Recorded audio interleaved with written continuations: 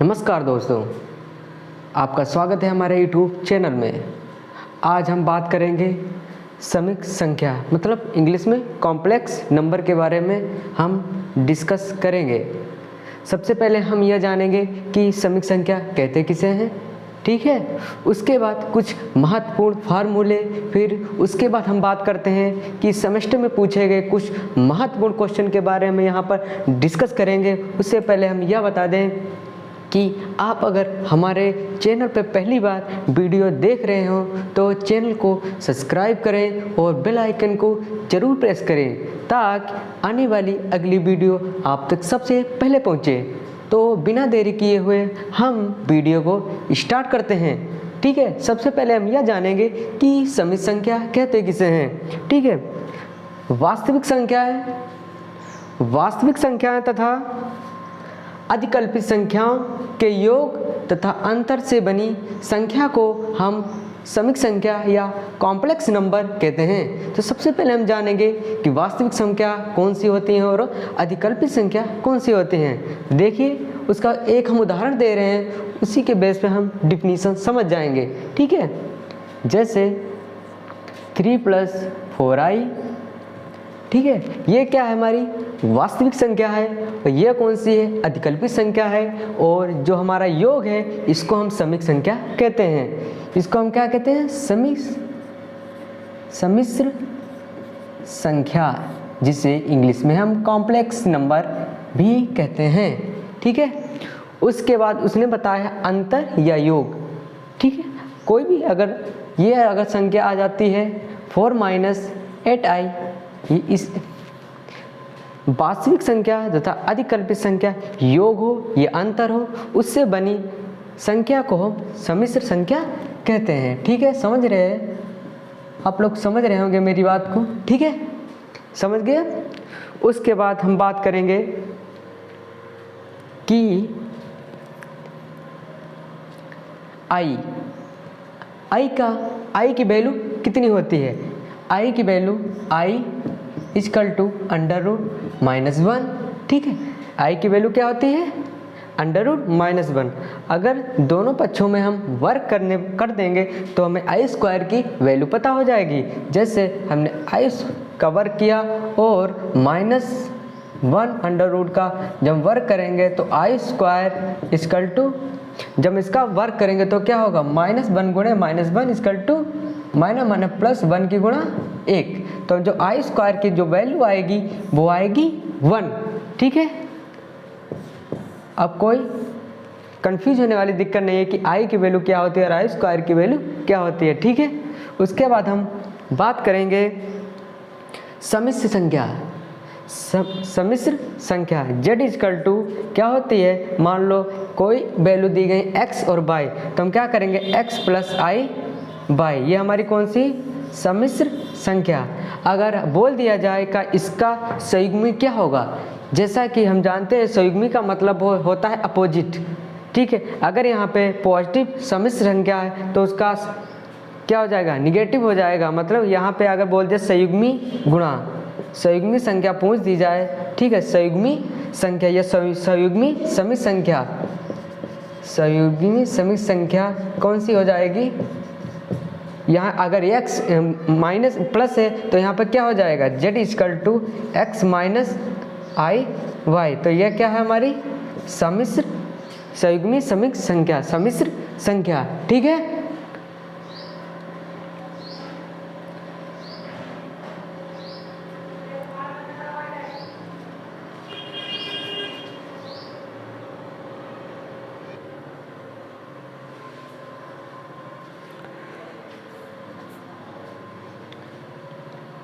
अब हम नेक्स्ट फार्मूले की बात करेंगे कि समिक संख्या का मापांक या मॉडुलस क्या होता है। सम्मिश्र संख्या, मान लो समिक संख्या क्या होती है, z=x + i/y, ठीक है। इसका मापांक या मॉडुलस क्या होगा, z का मापांक, ठीक है, क्या होगा, mod z=√x² + y²। जो हमारी x और y की वैल्यू होंगी वो यहाँ पे पुट हो जाएंगी और जेड का हमें मापांक पता चल जाएगा। ये हमारा फार्मूला होता है, जेड मापांक equal to √x² plus y²। अगला हमारा जो फार्मूला है वो है कोणांक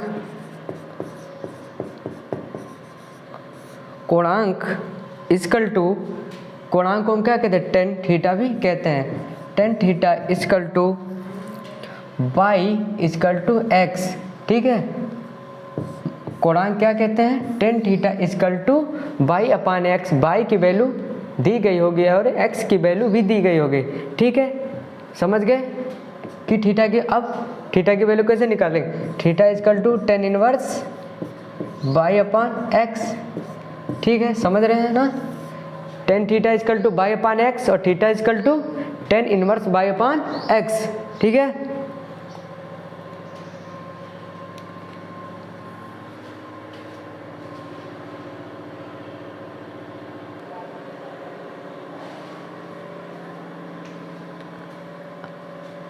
अब हम बात करेंगे समीक संख्या z equal to x plus i y, ठीक है। ये क्या है, समीक संख्या, और इसका पूछ दिया जाए कि इसका ध्रुवीय रूप क्या होगा, ध्रुवीय रूप, तो ध्रुवीय रूप इसका क्या होगा, r इंटू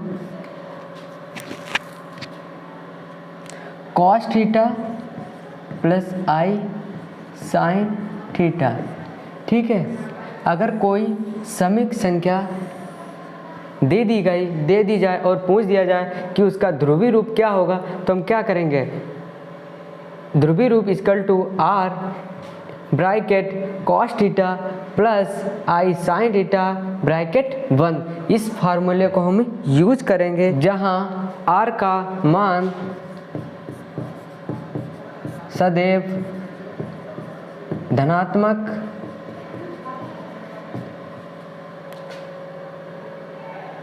लिया जाता है, ठीक है। जहाँ r का मान क्या आज जो r का मान जो होता है वो सदैव धनात्मक लिया जाता है। r का मान क्या होता है, r इक्वल टू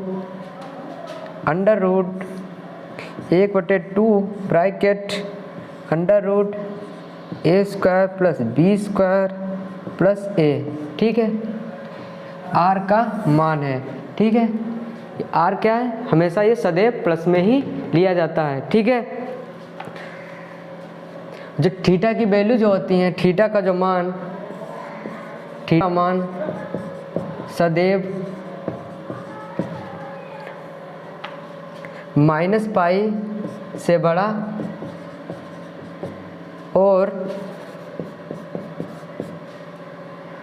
+पाई से छोटा होता है। यह छोटा होता है या -पाई या +पाई के बीच में। अब हम कुछ इम्पोर्टेंट क्वेश्चन के बारे में डिस्कस करेंगे। ये क्वेश्चन वो हैं जो हर साल रिपीट किए जाते हैं एग्ज़ाम में, तो ये वीडियो आपके लिए बहुत इम्पोर्टेंट है और यह वीडियो अंत तक ज़रूर देखें। और अगर कोई भी प्रॉब्लम, अगर कोई भी क्वेश्चन है तो ज़रूर कमेंट करें। चलो वीडियो को बिना देरी के हम वीडियो को स्टार्ट करते हैं, ठीक है। तो सबसे पहला हमारा क्वेश्चन है, आई की पावर -12 का मान निकालो, ठीक है। तो सबसे पहले हमें क्या पता है, हमें i² की वैल्यू पता है। i² की वैल्यू क्या होता है, -1, ठीक है। और यहाँ पूछ क्या रहा है, i की पावर -12, और हमें पता क्या होता है i² बराबर -1। तो सबसे पहले हम इसमें क्या करेंगे, देखो हम ये कर सकते हैं, i² की पावर -6 12 हो गया ना क्वेश्चन हमारा, ठीक। हमें i² सबसे पहले हमने क्या किया, इसमें हमें i² की वैल्यू पता है, तो हमने इसे को क्या कर लिया, i की पावर हमने किस में कर लिया, i² की पावर -6। देखो 6 दूनी 12। क्वेश्चन में हमारा कोई फर्क नहीं पड़ा है, जैसा का तैसा, लेकिन हमने लिखने का तरीका बनाया क्यों, हमें केवल i² की वैल्यू पता होती है, ठीक है। तो यहाँ पे हम सबसे पहले i² की वैल्यू रख देंगे। i² की वैल्यू क्या होता है, क्या होती है, -1 की पावर -6, ठीक है। समझ गए। अब उसके बाद हम बात करेंगे कि -1 की पावर कितनी है 6, ठीक है। इसका अब तो थोड़ी प्रॉब्लम हो रही है कि -6 पावर है, अब क्या करें। देखो पावर क्या, हम इसे ये लिख सकते हैं 1/-1 की पावर 6। जब कोई पावर नीचे से ऊपर जाती है क्या नेगेटिव हो जाती है, जैसे m की पावर n है तो जो ऊपर जाएगा तो क्या हो जाए m की पावर n। यही सेम इसे ऐसे ही कन्वर्ट मैंने किया यहाँ पे देखो, ठीक है, कन्वर्ट किया। अब क्या करेंगे उसके बाद 1/-1 की पावर, अगर कोई वैल्यू निगेटिव की पावर सम संख्या है तो जो निगेटिव हो वो क्या प्लस हो जाएगा, ठीक है, प्लस हो जाएगा। तो 1 का अगर -1 का हम 6 बार गुणा करेंगे तो क्या होगा, 1 आएगा ना, 1 आया।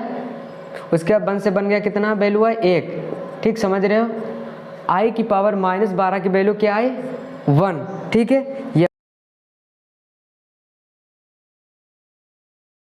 पर लगभग पूछे जाते हैं तो इसलिए ये बहुत इंपॉर्टेंट क्वेश्चन है और इसे बहुत ही ध्यानपूर्वक करें, ठीक है। अगर कोई भी क्वेश्चन, अगर कोई भी सवाल हो तो ज़रूर कमेंट करें, ठीक है। अगला क्वेश्चन हमारा है समिक संख्या z -1 -i, इसका हमें क्या कोणांक निकालना है, मतलब थीटा निकालना है, ठीक है। तो सबसे पहले हम क्या करेंगे, हमारा क्या होता है समिक संख्या क्या होता है z क्या होता है x + i/, ठीक है। अब इससे जब तुलना करेंगे तो क्या होगा, x बराबर क्या वैल्यू है, x बराबर क्या वैल्यू है बताओ, x बराबर क्या वैल्यू है -1 है, ठीक है, x बराबर क्या -1, ठीक है। और y जब i है और y बराबर क्या -1, y बराबर क्या -1, ठीक है। और कोणांक होता क्या है tan थीटा, कोणांक tan थीटा = क्या होता है y/x, ठीक है, इतना समझ रहे हैं। y की वैल्यू क्या है -1, x की वैल्यू क्या है -1, ठीक है। -1 कितना 1 बचा, tan थीटा बराबर क्या हुआ 1, ठीक है। tan थीटा = देखो 1 की वैल्यू 10 में क्या होती है 10 45 π/4, 10 π/4, ठीक है। 10 से 10 चला गया थीटा = π/4, ठीक, यही हमारा आंसर है, ठीक है। कोणांक हमारा क्या हुआ tan थीटा बराबर π/4, यही हमारा आंसर हुआ, ठीक है, समझ में आ रहा है, ठीक है। सबसे पहले इसमें हमने क्या किया, इससे तुलना करवा दी, क्या करवा दी तुलना, ठीक है। x बराबर क्या है और y बराबर क्या है, फिर क्या फार्मूला हमने यूज़ कर दिया, ठीक है। फार्मूला यूज़ करने के बाद हमने वैल्यू रख दी, वैल्यू रखने के बाद हम देख रहे हैं 10 जो 1 की वैल्यू 10 में कितनी है, जो 1 की वैल्यू 10 में कितने की है 10 π/4 है, तो π/4 रख दो 1 की जगह पर 10 π/4, 10 से 10 थीटा = π/4, यही हमारा आंसर है, ठीक है। इसी तरीके से अगर कोई भी क्वेश्चन पूछ दिया जाए तुरंत उसकी तुलना करने पर, ठीक है, तुलना करके x y की वैल्यू निकाल के और पूर्णांक थीटा = y/x की वैल्यू पुट करके हमें थीटा की वैल्यू पता कर लेनी है, ठीक है। हमारा अगला क्वेश्चन बहुत ही इम्पोर्टेंट है और हर बार परीक्षा में लगभग पूछा जाता है या इसके आधार पर वो क्वेश्चन पूछे जाते हैं, इसलिए यह परीक्षा की दृष्टि से बहुत इम्पोर्टेंट है। अगर इस क्वेश्चन में कोई भी सवाल हो तो ज़रूर कमेंट करें, ठीक है। अब हम वीडियो को स्टार्ट करते हैं। तो हमारा सवाल है 3 - 4i का वर्गमूल ज्ञात कीजिए। तो सबसे पहले हम मानते हैं, माना इसे हम सबसे पहले समिक संख्या को अंडर रूट में लिखते हैं और = a - bi, ये हम मानते हैं, ठीक है। उसके बाद हम क्या करते हैं, ये दो पक्षों है राइट और लेफ्ट हैंड, ठीक है, इन दोनों पक्षों में हम क्या करते हैं, दोनों पक्षों में वर्ग कर देते हैं। √3 - 4i bracket square = a - bi और स्क्वायर, ठीक है, दोनों पक्षों में हमने वर्ग कर दिया। अब मैंने क्या किया, ये अंडर स्क्वायर है तो अंडर रूट हट जाएगा 3 - 4i, ठीक है। ये हमारा सूत्र बन गया a - b का होल स्क्वायर, ठीक है, a - b का होल स्क्वायर।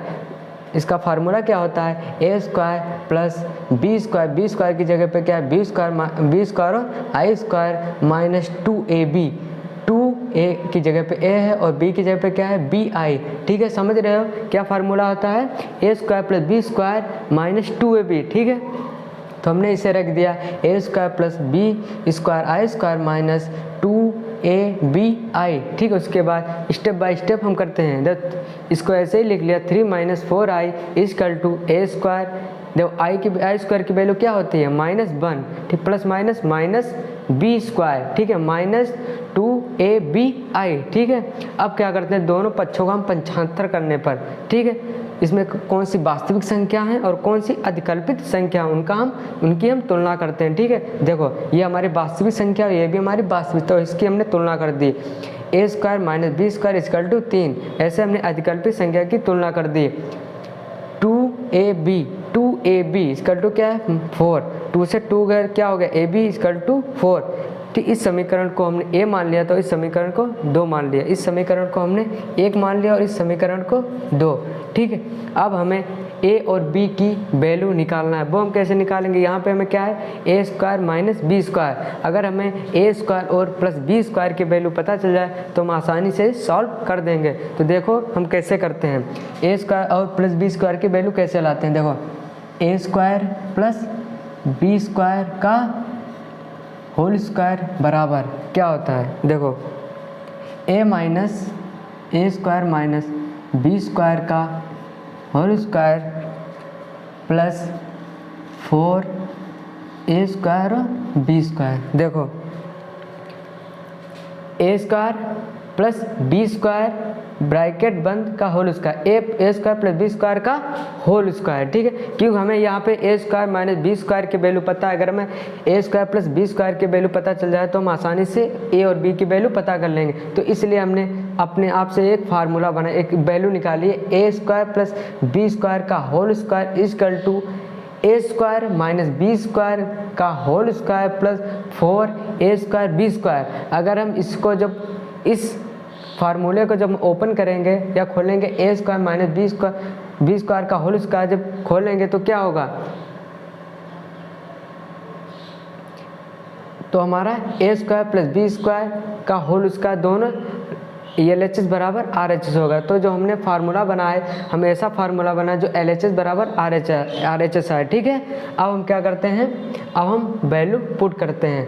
तो इसे हम हैश बना देते हैं, इसे नोट कर लेना, ठीक है। इसे जब सॉल्व करना तो लेफ्ट साइड राइट साइड की बराबर आएगी वैल्यू, ठीक है। a² प्लस b² का होल स्क्वायर बराबर a - a² - b² की वैल्यू क्या है 3, इसका होल स्क्वायर प्लस 4 लिखा। अब देखो a² और b² को हम क्या लिख सकते हैं, बताओ, a² b² को क्या लिख सकते हैं, ab का होल स्क्वायर लिख सकते हैं ना। a² b² को क्या लिखते हैं, ab का होल स्क्वायर, एक साथ लिख सकते हैं ना। देखो a² प्लस b² का होल स्क्वायर बराबर 3×3 = 9 प्लस 4। अब देखो a और b की वैल्यू क्या है 2, समीकरण 2 से हम यहाँ पे ab की वैल्यू रखेंगे मल्टीप्लाई 2 का स्क्वायर, ठीक है। उसके बाद हम a² प्लस b² का होल स्क्वायर = 9 प्लस 4 मल्टीप्लाई 2 का वर्ग 4, ठीक है। उसके बाद a² प्लस b² का होल स्क्वायर = 9 प्लस 4 × 16, ठीक है। उसके बाद a² प्लस b² का होल स्क्वायर बराबर 16 × 9 = 25 25, ठीक है।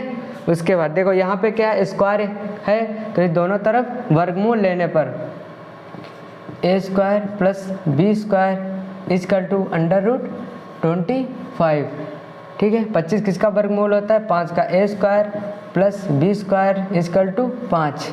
इस समीकरण को हम 3 मान लेते हैं, ठीक। उसके बाद देख रहे हो हमें a - b और a + b की वैल्यू पता चल गई है। और जब हम दोनों समीकरणों को हल करेंगे तो a और b की वैल्यू पता चल जाएगी, ठीक है। देखो समीकरण 1 व 3 से, ठीक है।